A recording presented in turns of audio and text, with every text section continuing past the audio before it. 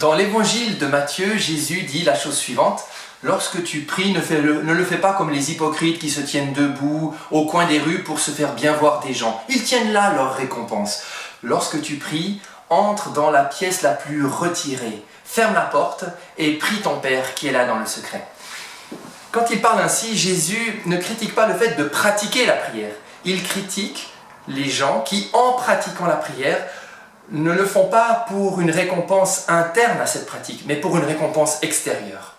Nous pouvons passer parfois toute une vie à faire des choses, et même des choses très importantes, non pas parce que cette pratique nous enrichit, mais parce que par elle, nous voulons obtenir une récompense extérieure. Nous choisissons un métier, non pas parce qu'il nous plaît, non pas parce qu'il nous intéresse, mais parce que par lui, nous voulons obtenir la reconnaissance d'un proche.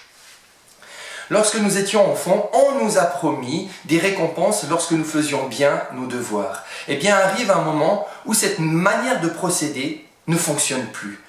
Plus nous avançons, plus nous évoluons, plus pour agir, nous avons besoin de trouver une motivation, une saveur, un goût, une raison à l'intérieur même de notre pratique. Sinon, à quoi bon persévérer ?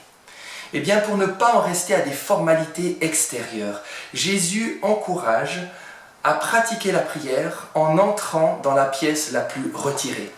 Le mot grec pour définir cette pièce la plus retirée peut aussi signifier le mot cellier, l'endroit où on stocke la nourriture pour toute la maisonnée.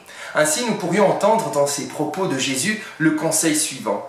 Lorsque tu pratiques, ici c'est la prière, mais ça pourrait être toutes sortes de pratiques. Lorsque tu pratiques, n'en reste pas à des formalités extérieures, ne recherche pas des récompenses extérieures, mais lorsque tu pratiques, choisis la vie en trouvant au fond de ta pratique la pièce retirée, le cellier qui va nourrir ton élan. Oui, trouve ta joie au cœur même de ta pratique.